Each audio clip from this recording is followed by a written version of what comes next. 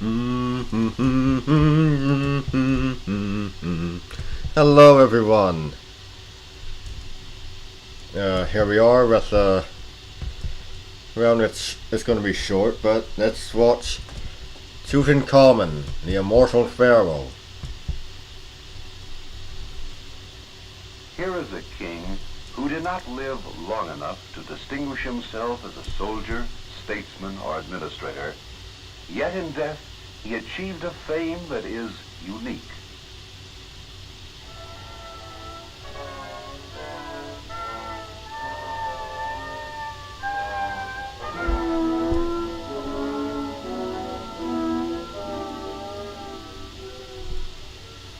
Egypt has always been a land of contrasts, where fierce deserts encroached upon lush riverbanks, where fabulous wealth existed among abject poverty, and where the simple facts of life and death were wrapped in mystery and wonder. Thousands of years ago, a great civilization sprang up along the Nile, an empire ruled by a succession of kings known as pharaohs. At Thebes, many of the pharaohs had their palaces which have long since disappeared from the earth. Yet nearby was the Valley of the Tombs of the Kings, where these monarchs were buried with the most The Valley of the funerary Kings. provisions.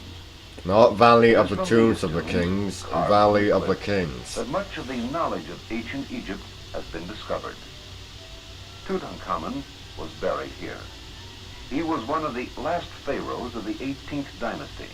He ruled 8 to 10 years from about 1357 to 1349 BC. Although he left no record of achievement to secure a place among the leaders of history, that's not right. his tomb will immortalize him for the contribution it made to the knowledge of his age.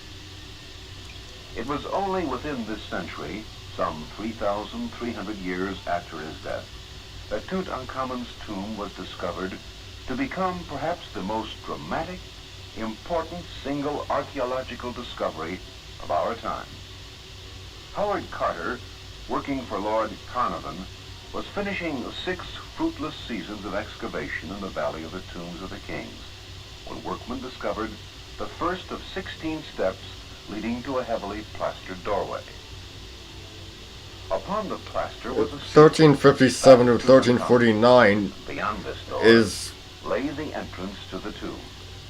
would be in the reigns of Amenhotep III and Akhenaten. It Not nevertheless was the Tutankhamun. only unviolated tomb to be discovered, and it was literally crammed with furniture and objects, all of which had a religious or symbolic significance. The plan of the tomb is quite simple. It consists of 4 rooms: the antechamber, the burial chamber, the treasury, and the annex. There was evidence that the tomb had been entered by thieves seeking oils, perfumes, and metals. Yet the mummy itself was intact, and apparently the thieves had been apprehended before they had caused too much destruction. In all, over 2,000 items, ranging from chariots and beds to amulets and toe guards, were found in this tomb. Many were of pure gold, encrusted with precious or semi-precious stones. Some were of exquisite workmanship and artistic brilliance. All were treasures of a king. Here is an example. This gold dagger in its sheath found tucked in the girdle of gold in the mummy. The length of the dagger is slightly more than 1 foot, 12 3/4 inches to be exact. Yet this relatively small area displays a completeness of design that would be remarkable in a mural many times its height.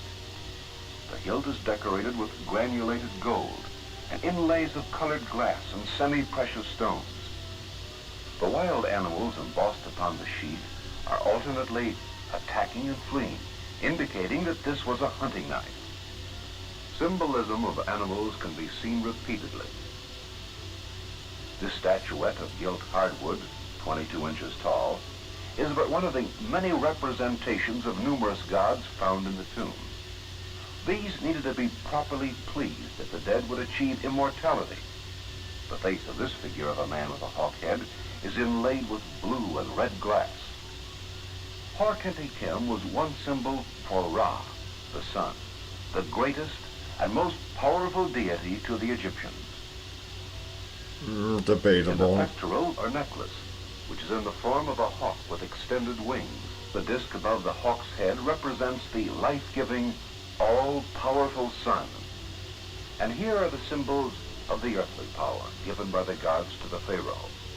The ceremonial flail of gold and blue glass to punish those who did wrong, and its companion, the crook of the Good Shepherd. The same symbols of power were sometimes found in the hands of the miniature Schwabti figures. There were 413 of these figures in the tomb, and there were many boxes such as this of alabaster, which held a variety of items. The two knobs are obsidian, and directly beneath the knob on the side are the signatures, or cartouche, of King Tutankhamun and his charming wife, Ankhes and Amun. The cartouche on the left is the throne name of Tutankhamun, the second his personal name.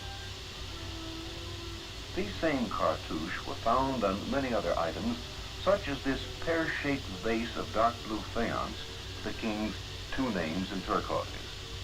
The dark blue cup has only one signature, the personal name, but the spouted libation vase again bears both cartouche delineated in white.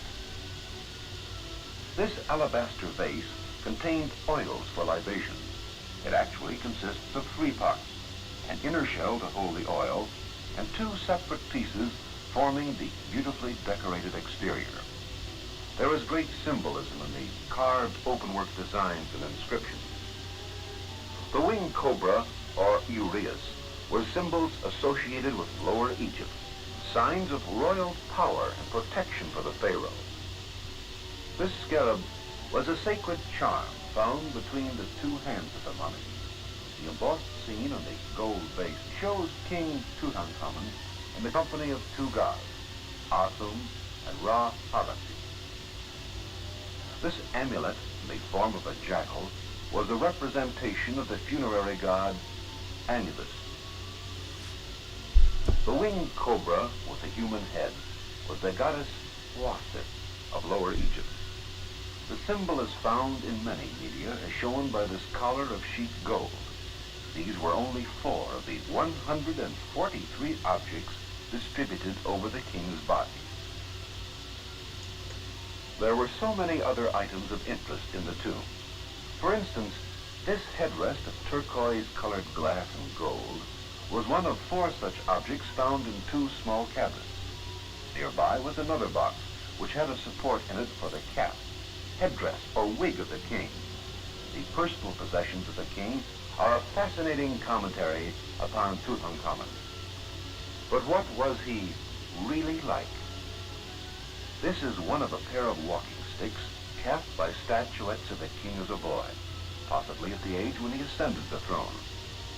The shaft is made of thick gold tubing, with the solid gold figure standing on a platform. This is the charming face of a child, beautifully modeled. He's wearing the blue crown with a headband across the brow and high in the back. This is how King Tutankhamun looked at the time of his death.